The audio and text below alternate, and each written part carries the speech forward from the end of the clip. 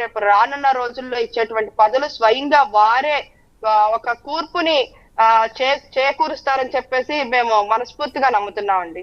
Right అండి. స్వరూప దగ్గర మళ్ళీ వస్తాను.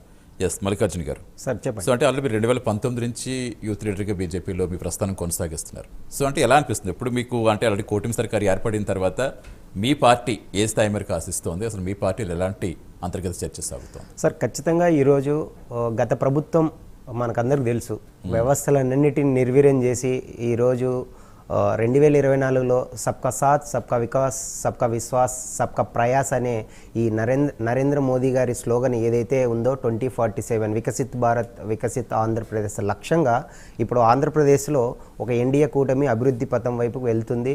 నిజంగా ఇది చాలా హర్షించదగ్గ విషయం. ఈరోజు మేమందరం గతంలో స్టూడెంట్ యూనియన్లో విద్యార్థి నాయకులుగా వర్క్ చేసాము, సివిల్స్ ప్రిపేర్ అయ్యాము. ఎన్ని సంవత్సరాలు అంటే స్వాతంత్రం వచ్చినప్పటి నుంచి ఇప్పటి వరకు ఎన్నో రాష్ట్రాల్లో ఎన్నో ప్రభుత్వాలు వచ్చాయి, ఎంతోమంది సీఎంలు వచ్చారు. కానీ ఒక ఆంధ్రప్రదేశ్లో గత ప్రభుత్వంలో వ్యవస్థలన్నింటినీ నిర్వీర్యం చేసినటువంటి ఘనత ఒక జగన్మోహన్ రెడ్డి గారికి దక్కుతుంది. అతన్ని ఆ ప్రభుత్వాన్ని గద్దెదించాలని చెప్పేసి మాలాంటి యువ నాయకులు కావచ్చు, యువత కావచ్చు, సామాజిక స్పృహ కలిగినటువంటి విద్యార్థులు, యువకులు అందరూ ముందుకొచ్చారు.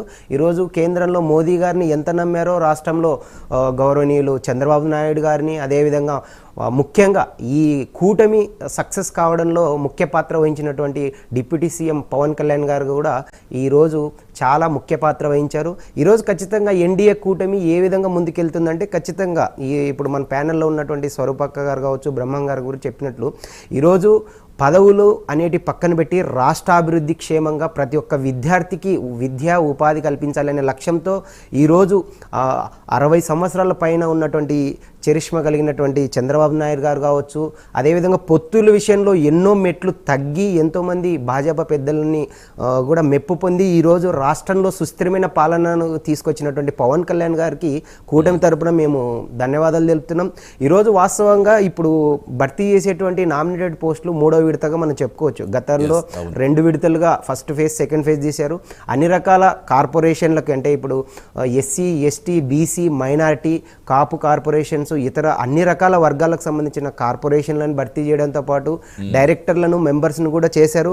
ఇప్పుడు ఖచ్చితంగా ఇప్పుడు రాబోయేది అంటే సంక్రాంతి తర్వాత ప్రతి ఒక్కరికి అంటే మాలాంటి యువకులకు కావచ్చు, అటు బీజేపీ, జనసేన, టీడీపీలో ఎంతోమంది పార్టీ కోసం పనిచేసినటువంటి సీనియర్ నాయకులు కావచ్చు, ప్రస్తుతం ఉన్నటువంటి యువ నాయకులు కావచ్చు, కార్యకర్తలకు కూడా న్యాయం చేయాలనే ఒక లక్ష్యంతో ఈరోజు ఎన్డీఏ కూటమిలో 3 పార్టీలకు సంబంధించినటువంటి నాయకులను కలగలుపుకొని ఖచ్చితంగా రాబోయే రోజుల్లో ఇప్పుడు మార్కెట్ కమిటీ చైర్మన్లు కావచ్చు, సహకార సంఘాలు కావచ్చు, అదేవిధంగా గ్రంథాలయం చైర్మన్లు కావచ్చు, ఎంతోమంది సివిల్స్కి ప్రిపేర్ అయినటువంటి స్టూడెంట్స్ కూడా ఈరోజు మోడీ గారి స్ఫూర్తితో, పవన్ కళ్యాణ్ గారి స్ఫూర్తితో, చంద్రబాబు నాయుడు గారి స్ఫూర్తితో మాలాంటి వాళ్ళు యువకులు రాజకీయాల్లోకి వచ్చారు.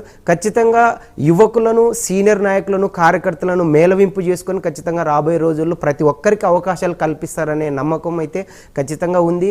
అదే ఆశాభావాన్ని మేము వ్యక్తం చేస్తున్నాం. ముఖ్యంగా గత వ్యవస్థలు నిర్వీర్యం చేసినటువంటి జగన్మోహన్ రెడ్డి ప్రభుత్వాన్ని పెకలించి వేసినందుకు కూటమి నాయకులుగా, బీజేపీ నాయకులుగా మేమందరం గర్వపడుతున్నాం, సంతోషపడుతున్నాం. Right sir. వీరబ్రహ్మం గారు, ఇప్పుడు ఇందాక మనకి స్వరూపదేవ్ గారు కానీ ఇప్పుడు మనకి చెప్తున్న మల్లికార్జున గారిని చెప్పడం బట్టి ఇప్పుడు కూటమిలో కష్టపడ్డ వారందరికీ ఖచ్చితంగా కూడా సముచిత స్థానం ఉంటుందని పార్టీ లీడర్స్ ఎప్పుడు చెప్పుకుంటూనే వస్తున్నారు. ఆ దిశగానే ముందుకెళ్తున్నామని చెప్తున్నారు. రీసెంట్గా చంద్రబాబు గారు కూడా పదవులు వచ్చాయి కదని కొంతమంది నిర్లక్ష్యం చేస్తున్నారు, అలాంటి వాళ్ళు సహించేది లేదని కూడా హెచ్చరికలు కూడా జారీ చేశారు. సో అంటే ఇక్కడ మనకి చాలా ఉంటాయి. సామాజిక న్యాయం పాటించాలి, అక్కడ ఆ కులాలను బట్టి కొన్ని ఇచ్చే పదవులు ఉంటాయి, మరికొన్ని చోట్ల కొంచెం ఒత్తిళ్లు ఉండొచ్చు, కొన్ని సమీకరణాలు కూడా కొన్ని ఆడవచ్చు. సో ఈ నేపథ్యంలో ఇంతమందిని సమన్వయం చేసుకోవాలి. ఎందుకంటే ఒక పార్టీ మాత్రమే పరిపాలిస్తున్నప్పుడే అక్కడ ఎలాంటి విభేదాలు బయటకు వస్తాయి మనకు తెలిసిందే. సో 3 పార్టీలు కలిసి ప్రభుత్వాన్ని నడుపుతున్నప్పుడు ఇంతమందిని అందరినీ సాటిస్ఫై చేయాలంటే ఖచ్చితంగా ఎవరొకరు తగ్గాల్సి ఉంటుంది, ఒకరికి ఇవ్వాల్సి ఉంటుంది, కొన్ని సమీకరణాలు కొన్ని కొట్టుకుపోతూ కనిపిస్తూ ఉంటాయి. సో అంటే ఏ విధంగా ముందుకు వెళ్తే ఎలాంటి పొరపచారాలు లేకుండా ఈ పదవుల భర్తీ అనేది సజావుగా సాగుతుంది అనుకోవచ్చు? అది ఏదేమైనా కూడా కూటమి నాయకులు ఎవరు కూడా నాకేమి పదవులు కావాలని కోరుకునే వాళ్ళ సంఖ్య తక్కువే. మేము ఒకటే కోరుతున్నాం, ఎన్డీఏ నాయకులు కూడా ఏదైనా పనిచేసిన వాళ్ళకే పదవులు ఇవ్వాలి. అంతేగాని ఎవరో తొందరపడో ఇంకోటో అయిపోయి లేట్ అయిపోయి మేము వచ్చినాము మాకు ఇంకా ఏమి ఇవ్వలేదు అనేటువంటి వాళ్ళను కొంచెం పక్కన పెట్టడమే కరెక్ట్. ఉమ్. ఎందుకంటే అలాంటి వాళ్ళు ఇప్పుడు మా ఓటు వాళ్ళకు ఇంకొక నాయకుడు ఇవ్వకపోయినా పర్లేదు, కానీ ఏదో 2-3 రోజులకో 10-15 రోజులకో ఏ రూపాయి